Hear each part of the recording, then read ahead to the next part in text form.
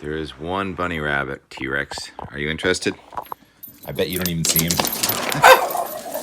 Little cyclonic spin. Has to think about it because it's raining. Doesn't really want to go out in the rain. And totally oblivious to that bunny rabbit over there. We got little puddles for the, let's see, fourth time in 5 days. Woke up to sunrise thunderstorms in New England. Convection, nocturnal convection.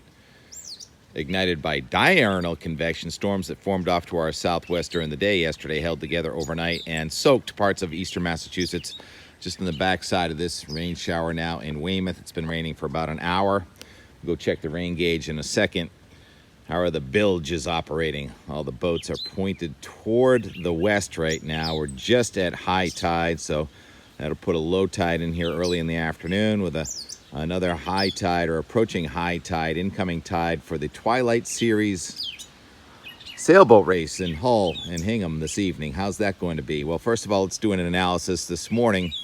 The surface map shows low pressure near New York City with a front kind of stalled from southeastern Canada. Another occluded low to that front that extends all the way down the coast. And the storms have been running up on the east side of these fronts that are stalled to our west with sort of waves of energy. And I don't think the analysis did a good job. If you look at the satellite imagery, you can see there's a blob there east of Nantucket early this morning. I think there's a little meso wave of low pressure on a warm front to our east. Anyhow, as that moves north, the air is coming from the south. So it's a sticky day with scattered showers and thunderstorms. And for race time at about 6 o'clock, 7 o'clock, it looks like we're going to have a south, maybe just east to south wind from the south, about 10 knots. So that should be good. But the problem is there may be thunderstorms on our horizon. So that could be a thunder threat this evening. As front comes in from the west, we have the air coming at us both from the south and from the west today. So new showers and thunderstorms will form, especially where the sun comes out. I think the sun is going to come out a lot of spots as this low-level moisture decreases a little bit and heating of the sun increases.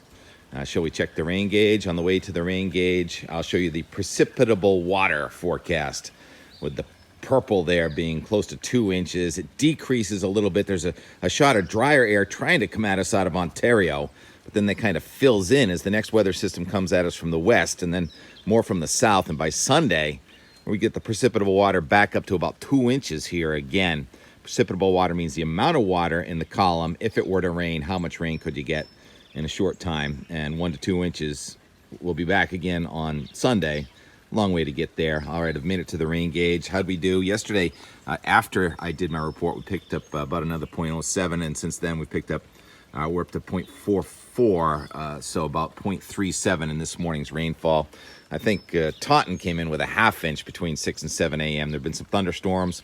Anyhow, that's behind us, but there's more convection off to the south, so I can't really show you the high-resolution close-up because it just gets it wrong. So I'm going to have to show you the wide, sort of every 3-hour increment on the Euro, and you see the front coming in from the west. I don't know if you see it, but trust me, each afternoon the showers and thunderstorms fire up.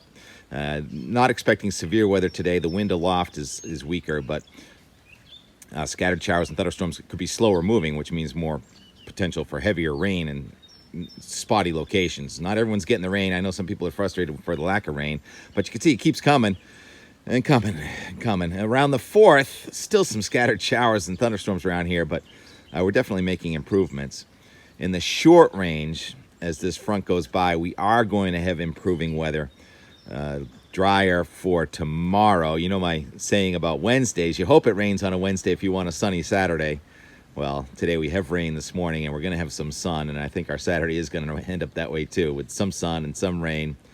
There's the 3 to 5 day. The Euro is more pessimistic with the wet and gray weather in Boston over the weekend. GFS, which I don't really show and I'm not showing, is more optimistic, so hope for the GFS, which does make sense with the wet Wednesday. Maybe Saturday will turn better, but Sunday does look like we're going to have some downpours around again.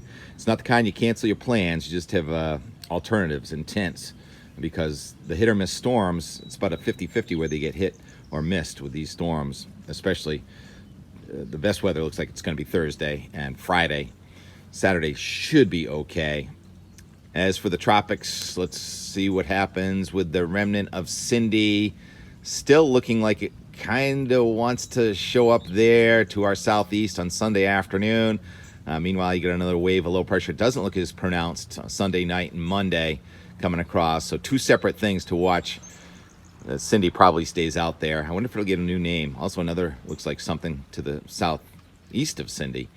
So we're going to be in sort of the tropical environment here until further notice. Jot this morning, Jot Ross, I love his plots, did growing degree days. He says tomatoes should be growing really swell thanks to the growing degree days. Anything of a mean temperature above 50 is a growing degree day. So if you have a mean temperature of 75, that's 25 growing degree days. Tomatoes aren't really showing up there. I get some over here, but look what it's doing to the pumpkins. Out of control. These leaves are just massive, and they're all like a week and a half old. And then there are the tomatoes. They're gonna be turning red in a couple of weeks, and a lot of pruning to do. And your Montauk daisy, Ron Simon told me, prune this thing by July 4th. You know how top heavy they get in the fall. They're beautiful. So these will be pruned next week, and you get the glory vines. They form pretty flowers, but they're invasive as far as I'm concerned. So I pull out the glory vines, but some really nice glories. Where are we at? 623. I'll walk over and see if I can show you. Well, I talk about what I did yesterday. Bass River. So the In More today is Bass River themed. You know, we have, what was it? Bass River Bridge. You got High Bank Bridge. You got your old railroad, now bike path bridge. You got your two highway bridges, Route 6. And then you have Crab Creek and another culvert in Yarmouthport. It's at 7 bridges over Bass River. Anyhow, we're trying to fix Bass River, and it has to do a lot with how we repair those bridges and how wide they're going to be. So I'm going to leave you with some scenes from our water test yesterday on Bass River, and Rick Bishop, our executive director of Friends of Bass River, talking about the status of the bridges and Bass River. And blue crabs, the tamale and the blue crab. I've had a hole in the blue crab. There's one of those glories I was talking about. A hole in the top of the blue crab. It looks like the gulls just want some of the tamale. That is the digestive process of the blue crabs. Because I had another witness on the other side of the pond that said, Peter Kravchuk says he saw them get a blue crab and put a hole in its back. And that's all it did, was put a hole in its back and eat some of the tamale. While we were out here, the rain has ended. Talk to you again tomorrow. Not pleased about the rain? Well, it stopped raining. Come on, let's go. Come on. Rex, come. We're gonna go inside. Come on. You come on. You come on. He knows to go around the post. So smart. The sun will be out in a little while. We'll be fine. Rex, what do you think of this bridge? It's been here my whole life. I think it needs some new life, don't you? It's stalagmites. Repair after repair, year after year.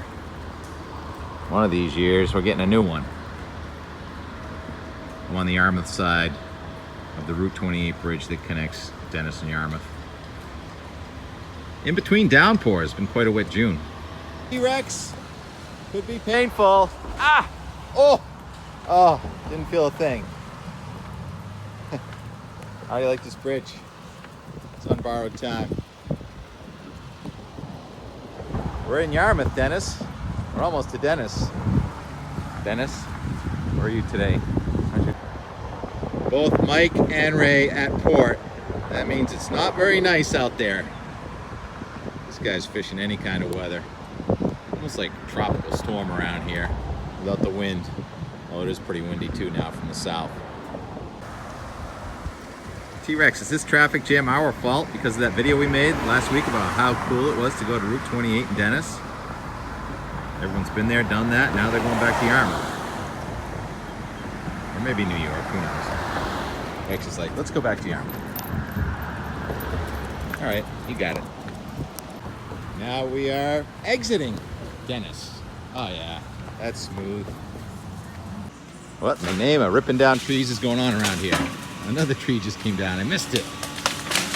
They don't use saws on trees around here. They use a Tucson Jason Merchant excavator. He just ripped that tree right off. This one, they pulled down. It was a cut down oak, but it was still alive. Never a dull moment. Some runoff today. More than 2 inches of rain. Fortunately, it stopped raining for a few minutes.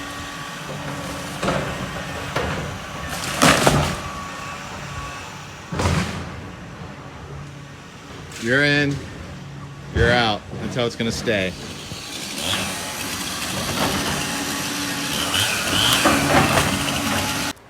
T-Rex, we're going on a tour. 45 years ago. Let's not date myself. This was a railroad bridge, and we used to come and jump off it. And it was pretty legal back then. And then they started frowning upon it. Now, not allowed. Anyhow, there's this bridge over Bass River, and then there's Route 6 bridge, eastbound and westbound over Bass River. All in need of redo.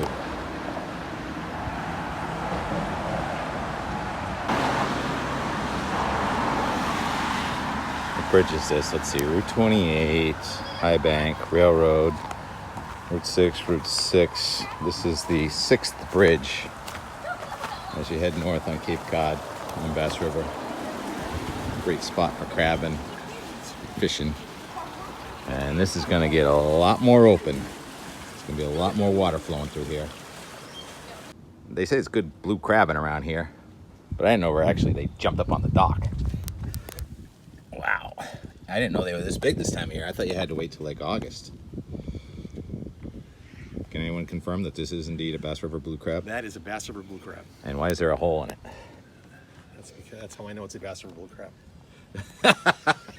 Tamale. Yeah. Tamale. The bird just wanted the tamale. I was down at the culvert. Charlie, Rick, another successful test. I went by some of the bridges today. Can you give us a little update on the status of any of the bridges in 1.5 minutes or less, you think? Well, I was with Mass DOT people last night, and they told me that the Bass River Bridge construction project is going out to bid in April of 24, with the fall begin for construction. Route 28. Route 28 bridge, which is in really bad condition. So we're very excited about that. It needs to be done. It's going to be wider and better, and it's going to be built with 60% fewer pilings, so it's going to get a lot more water to the upper reaches of the river, which is key. How's High Bank? High Bank's great. Yeah. A railroad bridge? It's gone. Good. Bike path now. Ah, bike path. It's wider. Route 6? Wait, bike path. Yeah. People don't realize was engineered for two open spans. So ultimately, we have one span right now, but there's going to be a second span when they replace the Route 6 bridges. But the same width for water? Correct. And what about the width and the Route 6 bridges? When are they getting done? They're not even on anyone's list. Oh my goodness. We won't see it in our lifetime. I heard it was looking pretty bad below those. It's really bad. And what about this one, Crab Creek? What's that weird? We will be at 100% design by December. Well, that means we'll be shovel ready to go. Get some federal funding, and we'll be ready to go. That's about a 6-foot opening right now. What's it going to go to? It's a 6-foot opening. It's going to be between 60 and 70 feet. When it's Wow, that's so dramatic. It's going to be incredible. It could affect the crabbing. And finally, that little last one, what's that one called? Weir Road. Yeah. It has a 200-year-old granite block opening there that has completely collapsed. And they've solved it by adding more asphalt to the bridge, the roadway. It's 18 inches thick. And so when they fix that, which will be part of our project, it will be open probably about 12 feet. And that's when we may have herring returning to Miss Thatcher's Pond. We will. When we will have herring back? Probably 27. 27. Second largest herring catch in all of Massachusetts was in 1833 there at Hamlin's Brook. Thank you so much, Rick and Charlie. Tim. Fun testing day. Will the water come in from the north side? Is that where the herring come from? They will chase the fresh water up to Miss Thatcher's Pond. From Mill the north Pond. side. Correct. That's what they all do their spawning in fresh water, so they know they need to get to it. Oh, bummer. Turtle didn't make it. Just trying to cross the road. Anyhow, this is that culvert that's been compacted over more than 150 years. Can we see it? Pretty good rainstorm this morning. You can see the runoff. And there's a hole. Can't even make it out. I don't even really see any hole here. So this is where we gotta believe it or not, this is Bass River right here. And then it runs into this obstacle. That used to be a culvert, and I think it's almost completely collapsed. What are those blue tags for? This one's going to be redug. There's going to be an opening, and the water's going to be allowed to continue on into Yarmouth Port and restore our herring run on Bass River. And we cannot let June 27th go into the books without saying happy birthday to Doug Kent. From your favorite view and mine, Steve and Mitt say happy birthday. T-Rex too.